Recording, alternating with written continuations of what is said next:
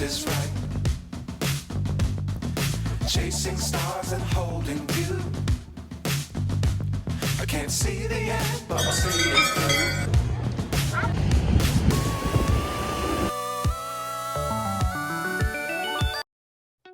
Hello everyone. तो इस weekend हम गए थे ऋषिकेश। तो चलिए आप सबको ले चलती हूँ अपने साथ। चंडीगढ़ से ऋषिकेश का रास्ता अप्रोक्सीमेटली 250 किलोमीटर है और 4.5 से 5 घंटे लगते हैं यहाँ तक पहुँचने में। आप सब जानते ही हैं कि ऋषिकेश उत्तराखंड में पड़ता है और ये योगा कैपिटल है इंडिया की।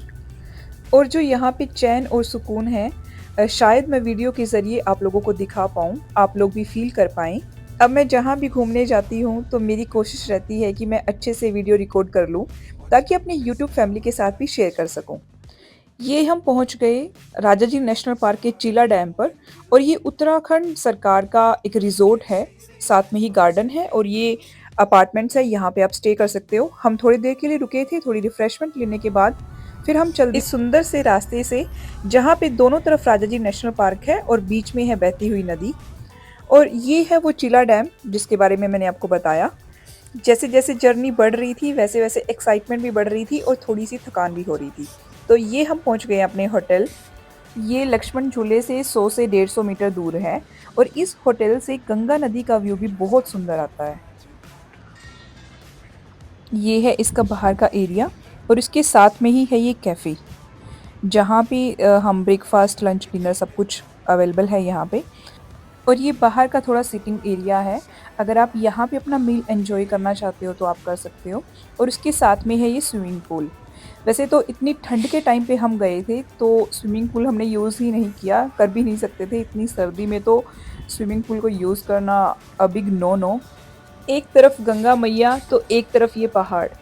इस नज़ारे को देख के ऐसा लग रहा था कि टाइम यहीं पे रुक जाए, हम यहीं पे ठहर जाएं।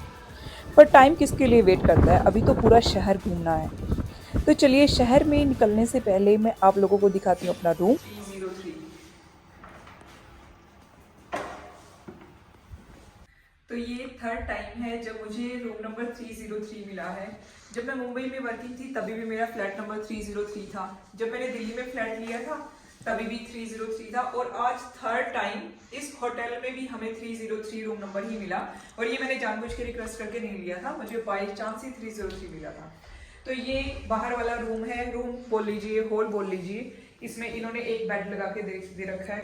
ये डाइनिंग एरिया इन्होंने दे रखा है और ये थोड़ा सा स्टोरेज और चार्जिंग के लिए केटल वेटल इन्होंने प्रोवाइड करी थी कि इन केस आपको गर्म पानी पीना है तो आप यहाँ से कर सकते हो। ये बेडरूम है, आप यहाँ देख सकते हो। ये व्यू है यहाँ बेडरूम का और इसके साथ में ही अटैच्ड वॉशरूम है, यहाँ भी अंदर आप इसको देख सकते हो।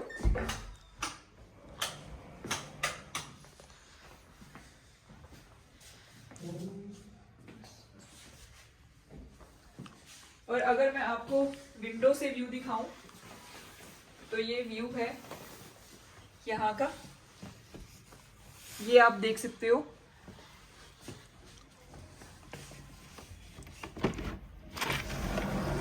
अभी हम नवंबर के एंड में आए हैं तो बहुत बहुत ठंडा मौसम है। तो चलिए अब मैं आपको ले चलती हूँ। हाँ, एक स्टोरेज का सिस्टम इन्होंने यहाँ भी दे रखा है और ये है बालकनी।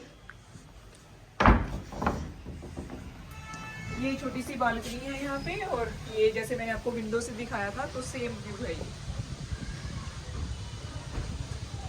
फिर हम गए ओशो गंगाधाम आश्रम, जो कि हमारे होटल से 3 से 3.5 किलोमीटर दूर था, बद्रीनाथ रोड की डायरेक्शन में। अब हम जा रहे हैं ओशो आश्रम, तो चलिए आपको लेके चलते हैं।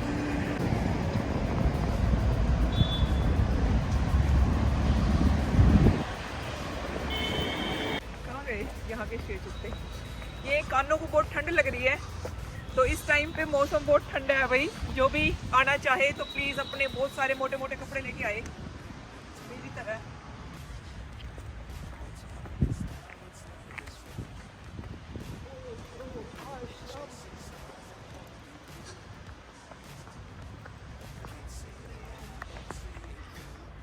Life should not only be lived, it should be celebrated. इसी लर्निंग के साथ अब मैं बढ़ रही थी ओशो आश्रम की तरफ और आप लोगों को दिखाती हूँ। ये एक ऐसा प्लेस है जहाँ पे कंटिन्यूअसली मेडिटेशन के कैंप्स चलते रहते हैं। 3 डेज़, 5 डेज़, 7 डेज़ यहाँ पे जो भी मेडिटेशन के लिए आते हैं वो इसी आश्रम में स्टे करते हैं। इस आश्रम में जो भी स्टे करते हैं वो यहीं पे खाना खाते हैं और इन्हीं की रसोई में उनके लिए खाना बनता है जो कि बड़ा सात्विक होता है। और यहाँ पे स्टे करने के लिए 2 टाइप के कमरे हैं जो मैं आपको वीडियो में आगे दिखाऊँगी। और यहाँ से हमने एंट्री करी, जो इसकी बैक साइड में है वहाँ से गंगा बिल्कुल सीधी नज़र आती है और एक बीच जैसा बना हुआ है। आप देखोगे तो आपको वो आई होप आपको अच्छा लगेगा।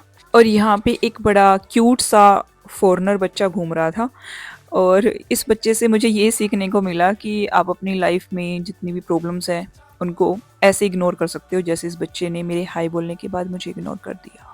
अगर हम थोड़ा सा और इस आश्रम में आगे बढ़ते हैं तो हम देखते हैं कि ये इसकी ऊपर वाली छत से व्यू है और एक नीचे आप वो 2 लड़कों को देख पा रहे हो, वो चेयर पे बैठ के आराम से व्यू का आनंद ले रहे हैं। बड़े अच्छे से इन्होंने आश्रम को मेंटेन करा हुआ है, हर एक टाइप के फ्लावर यहाँ पे लगे हुए हैं, आप देख सकते हो। और ये शायद ये जो पेड़ है वो मुझे रुद्राक्ष का लग रहा था। फिर उसके बाद हम चलते हैं बैक साइड में। आप ये जो रूम देख रहे हो ये बेसिक रूम है, इनका रेंट 1000 पर डे होता है। और उसके बाद हम चलेंगे लग्जरी रूम की तरफ जिनका रेंट 2000 पर डे है। और जो यहाँ पे साधना करने आते हैं, मेडिटेशन करने आते हैं, वो यहीं पे स्टे करते हैं। और यहाँ पे व्यू के साथ साथ आपको मेडिटेशन का भी बेनिफिट मिलता है जैसे मैंने आपको पहले बताया। तो ये है वो लग्जरी रूम जिनका रेंट 2000 पर डे है। और फिर हम चलते हैं गंगा की तरफ और ये है हेवन की सीढ़ियाँ। जब मैं यहाँ से जा रही थी तो मेरे को बिल्कुल ऐसा फ़ील हो रहा था कि जैसे मैं स्वर्ग में चल रही हूँ। एक तो इतनी शानदार छोटी-छोटी सीढ़ियाँ और ऊपर से रेत। और अब हम जाएँगे गंगा में अपने पैरों को डुबोने और आराम से पीसफुली कुछ टाइम के लिए बैठेंगे।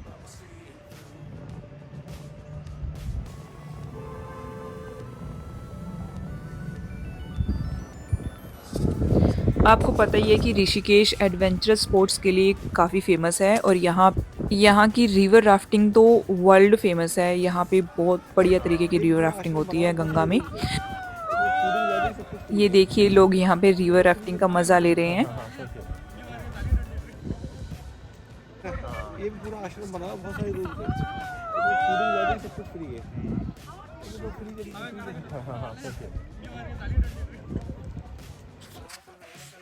ये हो गए हैं हम शाम को रेडी परमार्थ निकेतन जाने के लिए। जब मैं ओशो आश्रम से आई थी तो उसके बाद हम सो गए थे और अब हम चल दिए हैं परमार्थ निकेतन। वहाँ पे गंगा आरती 6 से 7 बजे के बीच में होती है और अब टाइम हो गया है 6:15 के आसपास। जहाँ हमने स्टे किया है वो हमारा होटल लक्ष्मण झूले के पास है, बट अभी वो बंद है तो हम राम झूले से जा रहे हैं परमार्थ निकेतन। और ये मार्केट ऋषिकेश की मेन मार्केट है। यहाँ पे घूमने के लिए हर साल बहुत सारे फॉरेनर आते हैं जैसे कि गोवा में आते हैं। और यहाँ से इस मार्केट से आप ट्रेडिशनल कपड़े ले सकते हो। राम झूला और लक्ष्मण झूला दोनों ही सस्पेंशन ब्रिज हैं और राम झूला 1986 में शुरू हुआ था। और इससे आप देख सकते हो दोनों तरफ गंगा कितनी सुंदर लगती है। और ये जो पुल है वो 230 मीटर लंबा है। ये राम झूला को क्रॉस करने के बाद अब हम पहुंच गए हैं परमार्थ निकेतन वाली साइड।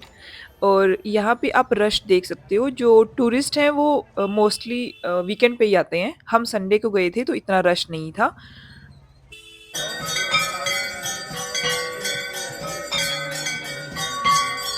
इसी मार्केट में आगे चल के गीता प्रेस स्टोर है और यहाँ पे गीता पब्लिकेशन की बहुत सारी बुक्स मिलती हैं। जब हम परमार्थ निकेतन पहुँचे तो हमने देखा कि हमने गंगा आरती मिस कर दी है। हम यहाँ आते आते लेट हो गए थे। चलो फिर उसके बाद हमने सोचा कि हम परमार्थ निकेतन पहले घूम लेते हैं। और इस आश्रम के बारे में आपको बताऊं तो ये 1942 में बना था और यहाँ पे स्टे करने के लिए 1000 प्लस रूम्स हैं। यहाँ पे अगर आप आते हो, आपको गंगा आरती को एंजॉय करना है और यहाँ पे मेडिटेशन करना है। हम परमार्थ निकेतन में अंदर घूम रहे थे और ये वही आश्रम है जहाँ पे विराट कोहली और अनुष्का शर्मा भी आए थे। अनुष्का शर्मा इस आश्रम को काफ़ी फॉलो करती हैं। उसके बाद हमने देखा कि यहाँ पे बड़ी रंग बिरंगी सुंदर सुंदर सी मूर्तियाँ हैं। हमने कुछ कवर करी। ये जो सामने आप अभी देखोगे भगवान शिव की मूर्ति, ये इनको नटराज फॉर्म में इन्होंने स्थापित किया हुआ है यहाँ पे। इस तरीके की यहाँ पे काफ़ी सारी झांकियाँ हैं।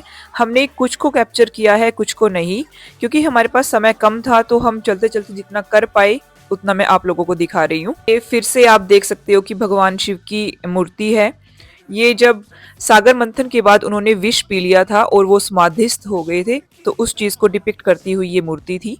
उसके बाद काफ़ी सारी सुंदर-सुंदर झांकियाँ थी और ये डेकोरेशन भी इन्होंने जो पेड़ के ऊपर करी हुई है वो हमें काफ़ी सुंदर लगी और मैंने इसको भी अपने कैमरे में कैद कर लिया। थोड़ा-सा आगे बढ़ते ही कानों में बड़े प्यारे से वर्ड सुनने को मिले, तो जैसे हमने देखा कि ये कहाँ से आवाज़ आ रही है, तो हमने पाया कि साध्वी जी यहाँ पे प्रवचन कर रहे हैं। We think, oh, my mind has got 100 things on it. But actually, it can only think one thought at a time. It goes very quickly through 100 different things. But at any given moment, it can only be thinking. वैसे तो मैंने इनके lecture कई बार YouTube पे भी सुने थे, इनके जो प्रवचन थे, पर वहाँ से आने के बाद मैंने फिर से सर्च किया तो इनकी साइट पे मैंने पाया कि ये भी मेडिटेशन कैंप चलाती हैं और कुछ रिट्रीट, अवेकनिंग टाइप चीज़ें भी चलती हैं। तो अगर आप उनका बेनिफिट लेना चाहो तो आप भी ले सकते हो, रजिस्टर कर सकते हो ऑनलाइन भी।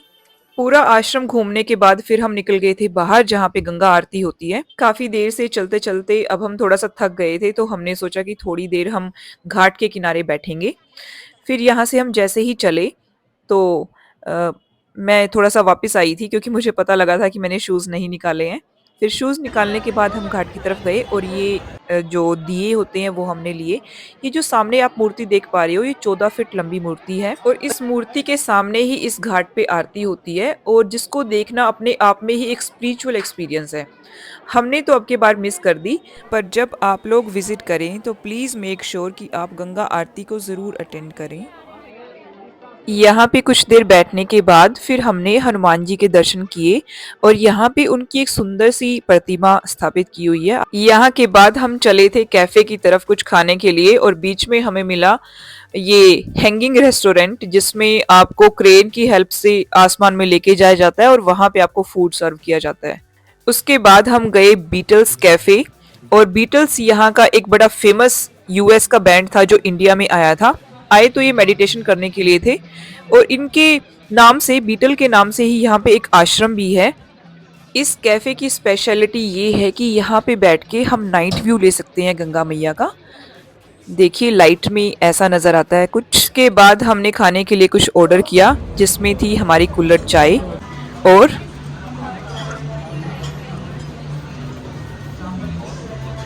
Lead Zeppelin pizza. पिज़्ज़ा आने के बाद हमें उसका टेस्ट ठीक ही ठीक लगा, इतना अच्छा नहीं लगा।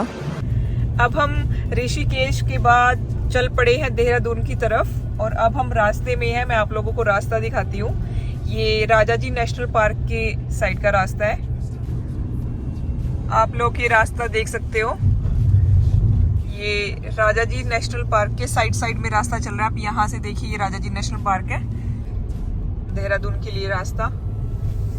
और अगर रास्ते में शेर और चीतों से मुलाकात हुई तो आप लोगों की मुलाकात भी कराऊंगी, आप लोगों को भी मिलवाऊंगी। देहरादून में हमारे जाने का पर्पस था कि हम FRI घूम आए। अब इतनी दूर आए थे तो हमने सोचा कि क्यों ना FRI भी देख लिया जाए। शेर या चीता तो नहीं, बट कुछ बंदर ज़रूर दिखे रास्ते में।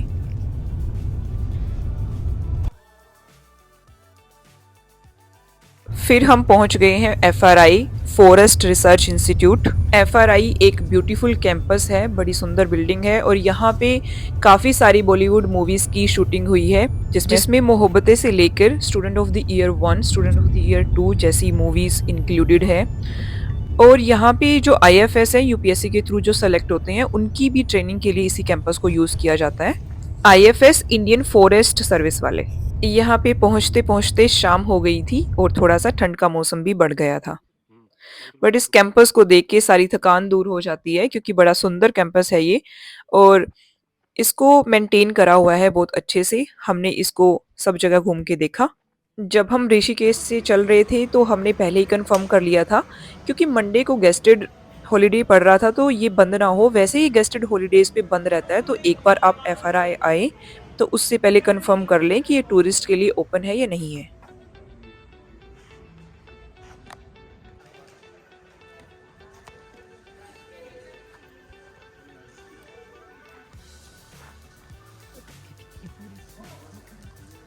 इसको घूमने के बाद हम थोड़ी देर के लिए यहाँ पे बैठे और रेस्ट करने के बाद फिर हम चल दिए थे अपने घर की तरफ। हमने यहाँ पे 1.5 से 2 घंटा लगाया होगा और उसके बाद हम वापस अपने चंडीगढ़ के लिए चल पड़े थे। और ये है नाहन वाला रास्ता। जब मैंने मैप लगाया तो हम नाहन के रास्ते आए थे। जिनको नहीं पता तो नाहन हिमाचल प्रदेश में पड़ता है और ये एक स्मूथ रोड है। अगर आप देहरादून से चंडीगढ़ के लिए आना चाहते हैं तो ये सबसे शॉर्टेस्ट रूट है। तो कैसा लगा आप लोगों को ऋषिकेश टूर, प्लीज़ मुझे कमेंट सेक्शन में बताइए और सब्सक्राइब करिए हमारे चैनल को। मैं आप लोगों के लिए अब जितने भी हमारी डेस्टिनेशन हुआ करेंगी सब रिकॉर्ड करूँगी और आप लोगों से शेयर करूँगी। Thank you so much.